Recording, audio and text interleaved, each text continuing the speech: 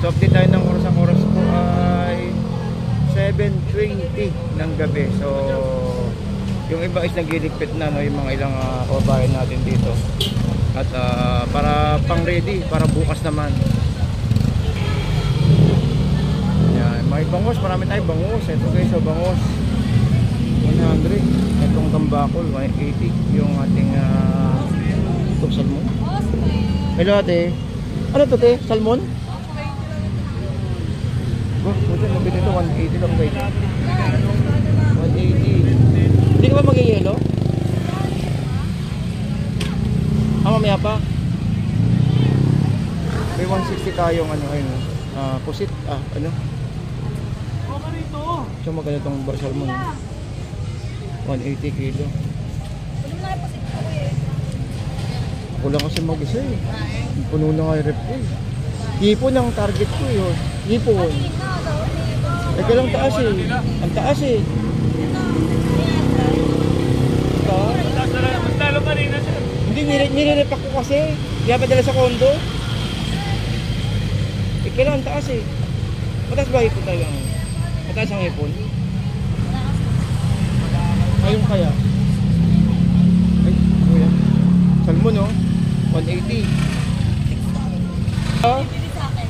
Alam din naman sinasabi. Ate Pat, sabi ko, ba't niyo po ako kilala? Sabi ko, bakit naman sabi sa vlog? Ilan na lang sabi sa akin, may taga Quezon City. Kaya lang, Ikaw palagi yung cover niya. kaya lang kayo, may nag-comment sa akin taga-loob. Taga dito, taga-loob. Sabi, Ano? Ilang peraso isang kilo? cover yung dalawa. Dalawa? Ako isang kilo din, baka maubusan ako. Isa? Ako isang kilo ako. Isang kilo. Baka maubusan ako. Oo nga eh. 170. 170 boss. Pwede ba isang kilo okay lang? Oo naman kuya. Kaya lang wala ito kuya talamangin. Yung pang dalawang piraso. Ay si kuya mo na. Sige lang. Kaya kuya, lahat na yan. Grabe yung dalawa. 200 lang. 200 din kaya kay kuya. Oo. 180 lang oh guys. 180.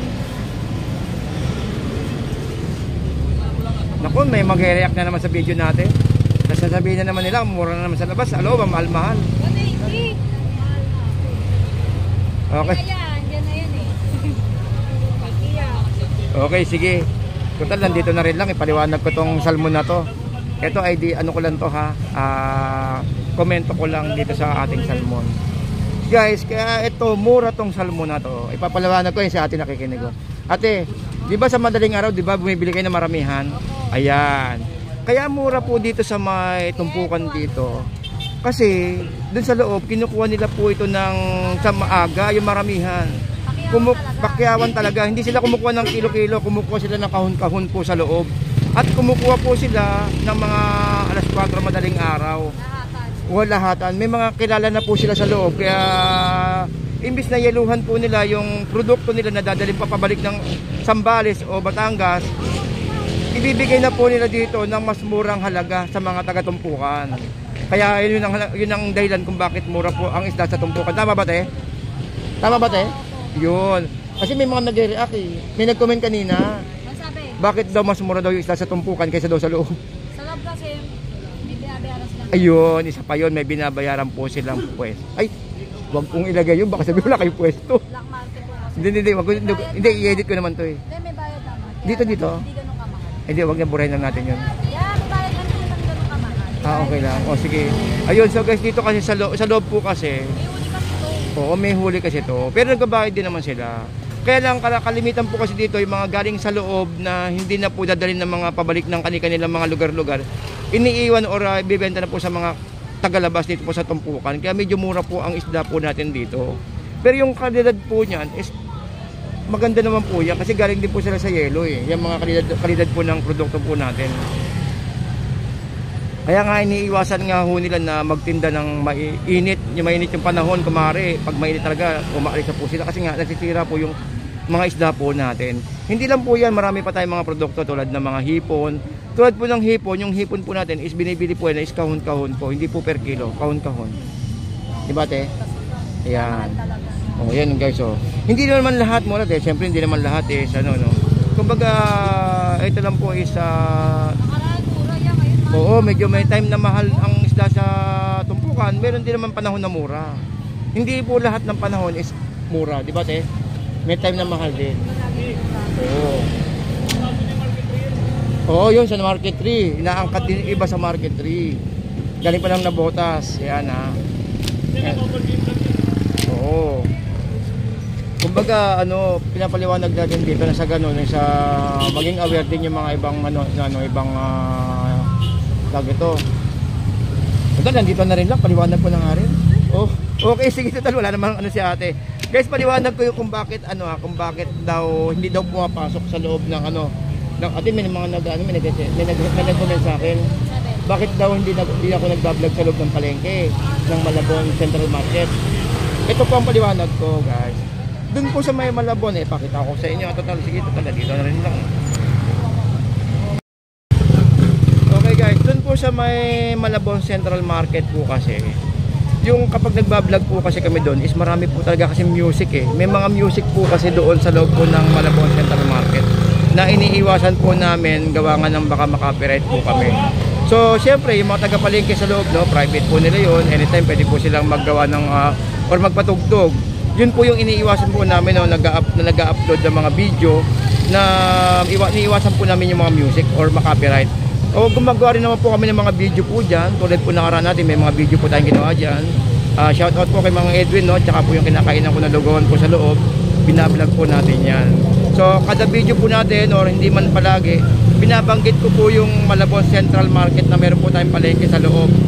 Yan ha, binabanggit ko po sa inyo. Meron po tayong palengke sa loob po ng Malabon Central Market. Tsaka syempre gawa nga ng meron din po tayong meron din pong security personnel. Pangit naman po kung hindi po tayo magpapaalam. Kasi may mga bagay kasi na may mga bagay kasi na binibidyo na dapat ipagpaalam din. Hindi po katulad dito sa may tumpukan dito na dadaanan lang po ng mga nakamotor. Doon po kasi is meron po tayong security guard po doon at kailangan pati magpaalam. So yun po. So yun So next time iikot po tayo sa may guys, iikot tayo sa may Malabon Central Market para po fair naman po tayo diyan. Ay napulingan tuloy ako. Yun. So yun yung paliwanag natin guys, Umiikot din po tayo sa may Malabon Central Market. Kaya lang hindi po palagi. Mas madalas po tayo rin sa may tumpukan at saka po sa mga ibang palengke. Sa Divisoria, dahil alam naman natin ang Divisoria is open for public naman.